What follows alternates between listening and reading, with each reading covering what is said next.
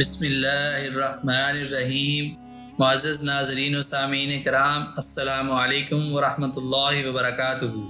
جب حضرت ابراہیم علیہ السلام نے بابل سے شام کی طرف ہجرت فرمائی تو ان کے ساتھ ان کی بیوی سیدہ سارہ علیہ السلام اور بھتیجے سیدنا لوط علیہ السلام بھی تھے۔ یہ دونوں آپ پر ایمان لے آئے تھے۔ وہاں آپ کی ملاقات شام کے بادشاہ سے ہوئی۔ اس نے حضرت سارہ علیہ السلام کی خدمت کے لیے ہاجرہ نامی ایک کنیز تحفے میں دی۔ حضرت سارہ علیہ السلام کے ہاں کوئی اولاد نہیں تھی۔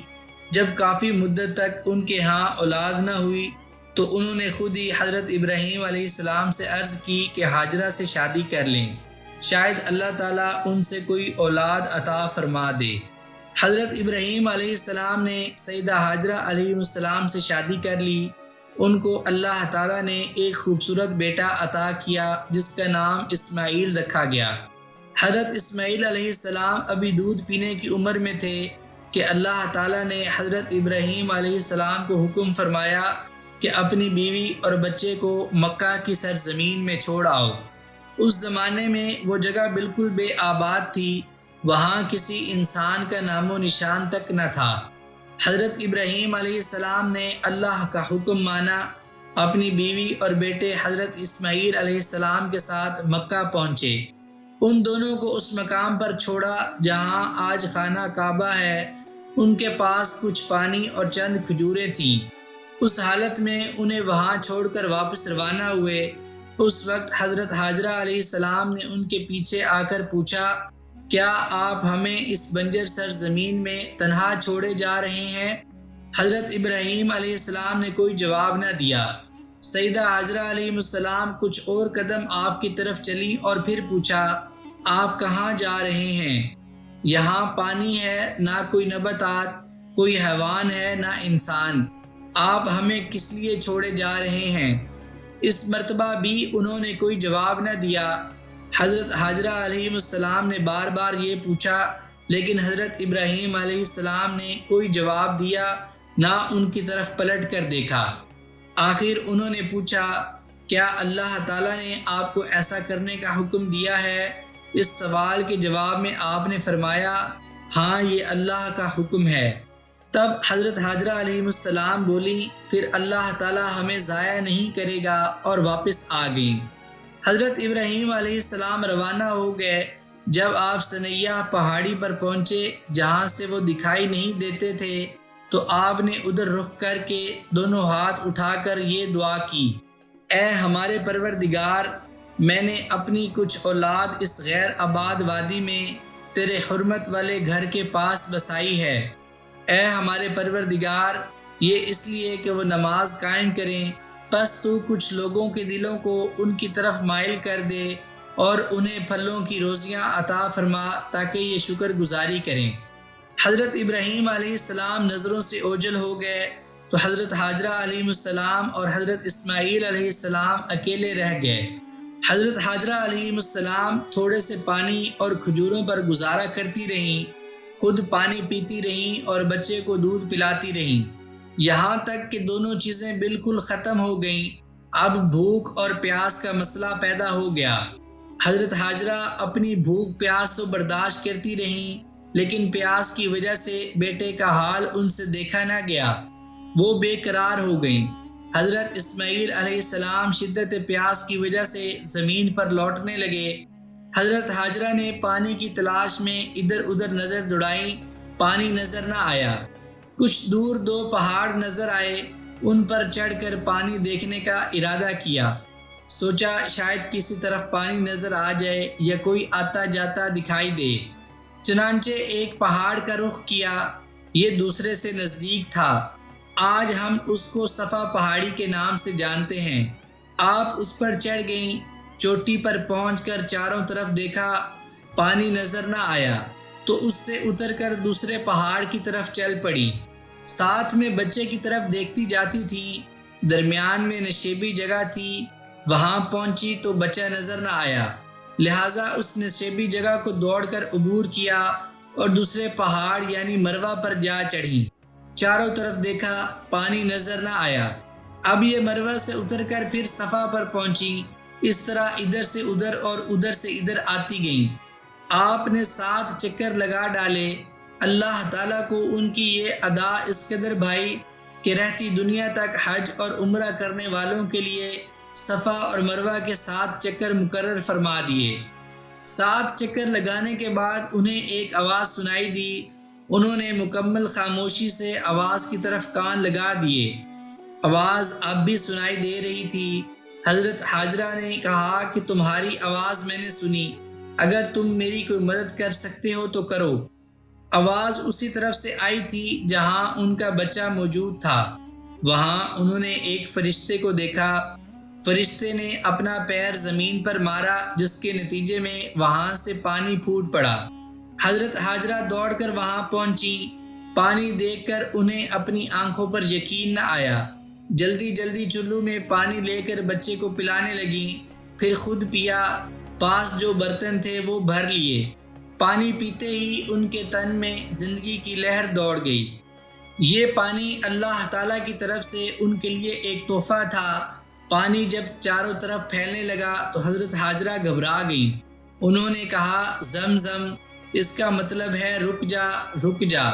پھر انہوں نے پانی کے ارد گرد پتھروں کی باڑ بنا دی تاکہ پانی وہاں جمع رہے۔ حضرت عبداللہ بن عباس رضی اللہ عنہ بیان کرتے ہیں، نبی کریم صلی اللہ علیہ وآلہ وسلم نے فرمایا، اللہ تعالیٰ اسماعیل پر رحم فرمائے، اگر انہوں نے زمزم کو ایسے ہی چھوڑ دیا ہوتا تو زمزم ایک بہتے ہوئے چشمے کی صورت میں ہوتا۔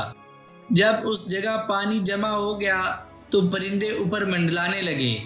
اس جگہ سے کچھ دور قبیلہ جرہم کا قافلہ گزر رہا تھا۔ انہوں نے پرندوں کو منڈلاتے دیکھا تو خیال کیا اس جگہ پانی ہے۔ انہوں نے ایک آدمی کو اس طرف بھیجا۔ وہ اس طرف آیا اور پانی دیکھ کر خوشی خوشی قافلے کی طرف گیا، انہیں پانی کی خوشخبری سنائی۔ قافلہ پانی کے پاس آ گیا۔ وہاں انہوں نے حضرت حاجرہ کو دیکھا تو ان سے بولے، کیا آپ ہمیں اپنے پاس ٹھہرنے کی اجازت دیتی ہیں؟ انہوں نے فرمایا، ٹھیک ہے، لیکن چشمے کی ملکیت پر تمہارا کوئی حق نہیں ہوگا۔ قافلے کے لوگ اجازت ملنے پر بہت زیادہ خوش ہوئے۔ ایک بہت بڑی نعمت انہیں حاصل ہوئی تھی۔ انہوں نے خود بھی پانی پیا، اپنے جانوروں کو بھی پلایا، پھر وہیں آباد ہو گئے۔ ان میں کچھ لوگوں نے اپنے گھرانے کے باقی لوگوں کو بھی وہیں بلا لیا، اور یہ اس لیے ہوا کہ ان علاقوں میں پانی بہت ہی مشکل سے اور زیادہ فاصلوں پر ملتا تھا۔ اس طرح زمزم کے کنویں کے ارد گرد دیکھتے ہی دیکھتے بہت سے گھر آباد ہو گئے۔ حضرت حاجرہ بھی اپنے ان ہمسایوں سے بہت خوش تھیں۔ انہیں ہمدرد لوگوں کی ضرورت تھی، اس طرح انہیں تنہائی سے بھی نجات مل گئی۔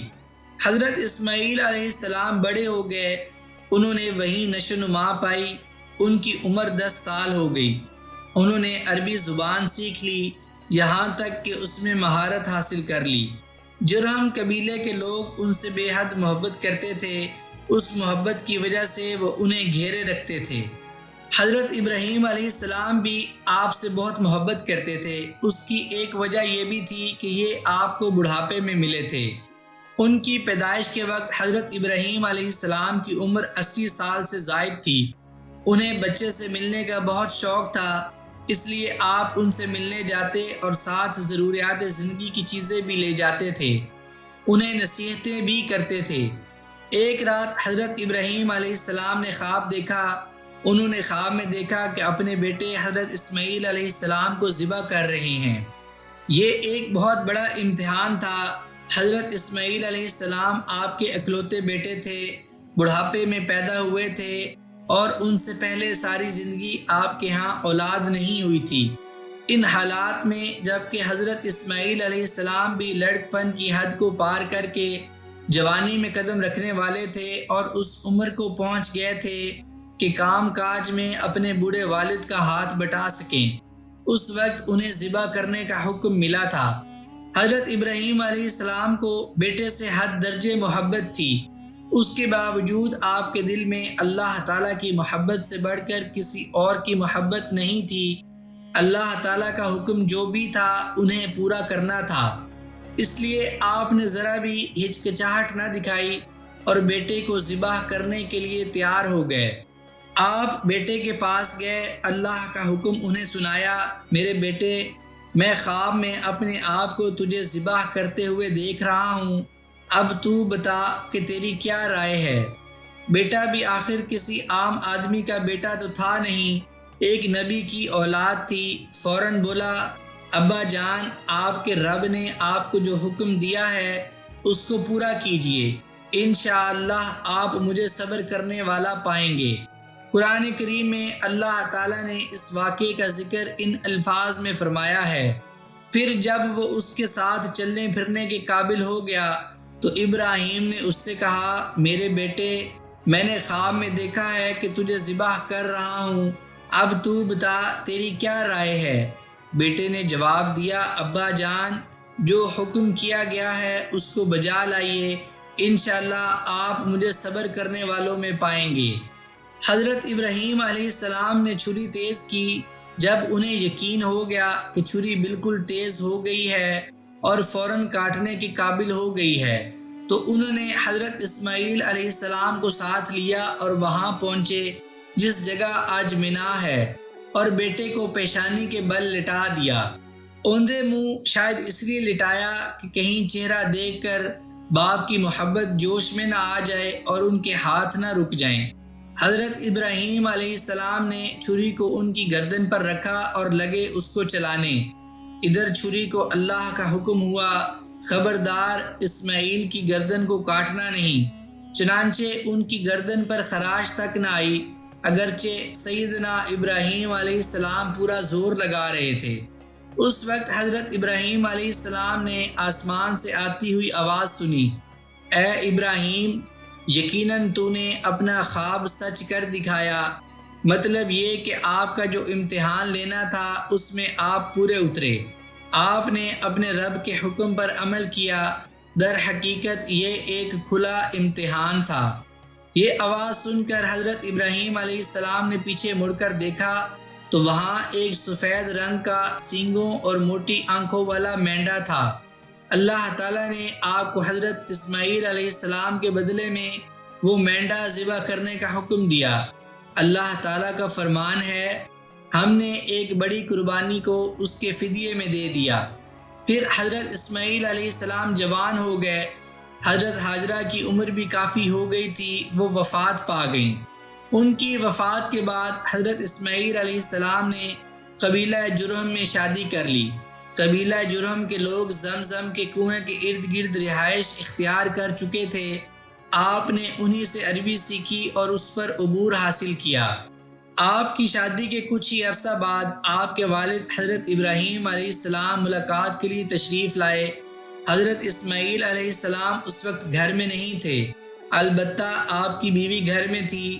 آپ نے اسے سلام کیا اور اس سے پوچھا، اسماعیل کہاں ہیں؟ اس نے کہا، وہ ہمارے لیے رزق کی تلاش میں گئے ہیں۔ انہوں نے پوچھا، گھر کے حالات کیسے ہیں؟ اس نے جواب دیا، ہم برے حالات سے گزر رہے ہیں، گھر میں سخت تنگی ہے۔ اس پر انہوں نے فرمایا، جب تمہارا خاوند آئے تو اسے میری طرف سے سلام کہنا اور اس سے کہنا کہ اپنے دروازے کی چوکھٹ بدل دے۔ حضرت اسماعیل علیہ السلام گھر تشریف لائے تو انہوں نے کچھ انسیت محبت سی محسوس کی۔ اپنی بیوی سے پوچھا، کیا کوئی آیا تھا؟ بیوی نے جواب دیا، ہاں، اس شکل و صورت کے ایک بزرگ آئے تھے اور آپ کے بارے میں پوچھ رہے تھے۔ بیوی نے ان کا پیغام بھی دیا۔ پیغام سن کر حضرت اسماعیل علیہ السلام نے کہا، وہ میرے والد تھے، مجھے حکم دے گئے ہیں کہ میں تمہیں طلاق دے دوں، لہٰذا تم اپنے ماں باپ کے گھر چلی جاؤ۔ اس کے بعد حضرت اسماعیل علیہ السلام نے دوسری شادی کر لی۔ کچھ ہی عرصہ بعد پھر حضرت ابراہیم علیہ السلام ملاقات کے لیے آئے۔ اتفاق سے حضرت اسماعیل علیہ السلام اس وقت بھی گھر میں نہیں تھے۔ انہوں نے آپ کی بیوی سے پوچھا، تمہارے شوہر کہاں گئے ہیں؟ اس نے بتایا، ہمارے لیے روزی کی تلاش میں گئے ہیں۔ آپ نے پوچھا، گھر کے حالات کیسے ہیں؟ بیوی نے کہا، ہم بہترین حالات میں ہیں، الحمدللہ، اللہ کا شکر ہے۔ آپ نے پھر پوچھا، کھانے کو کیا ملتا ہے اور پینا کیسا ہے؟ اس نے بتایا، ہماری خوراک عام طور پر گوشت ہوتی ہے، پینے کے لیے پانی موجود ہے۔ آپ نے ان کے لیے دعا کی، اے اللہ ان کے گوشت اور پانی میں برکت فرما۔ پھر آپ نے اس سے کہا، جب تمہارا خاوند آئے تو اسے میرا سلام کہنا اور اس سے کہنا دروازے کی چوکھٹ قائم رکھے۔ یہ کہہ کر حضرت ابراہیم علیہ السلام رخصت ہو گئے۔ حضرت اسماعیل علیہ السلام گھر آئے تو بیوی نے انہیں ساری بات بتائی۔ انہوں نے کہا، وہ میرے ابا جان تھے اور تم دروازے کی چوکھٹ ہو۔ وہ حکم دے گئے ہیں کہ میں تمہیں اپنی زندگی کا ساتھی بنائے رکھوں۔ چنانچہ انہوں نے والد کی نصیحت پر عمل کیا، اپنی زندگی اسی بیوی کے ساتھ گزارتے رہے۔ آپ اس کے ساتھ نہایت خوش تھے، وہ بھی آپ سے خوش تھی۔ حضرت اسماعیل علیہ السلام بہت اچھے شوہر تھے، بات کے سچے تھے، طبیعت کے نرم تھے۔ آپ کا اخلاق خوب تھا، اپنے گھر والوں کو بھی انہی باتوں کی تعلیم دیتے تھے۔ کچھ مدت بعد حضرت ابراہیم علیہ السلام پھر ان سے ملنے کے لیے آئے۔ اس وقت حضرت اسماعیل علیہ السلام ایک درخت کے نیچے بیٹھے تیر بنا رہے تھے۔ دونوں گلے ملے۔ حضرت ابراہیم علیہ السلام نے بیٹے کو پیار کیا، پھر بولے، میرے بیٹے، اللہ نے مجھے ایک حکم دیا ہے۔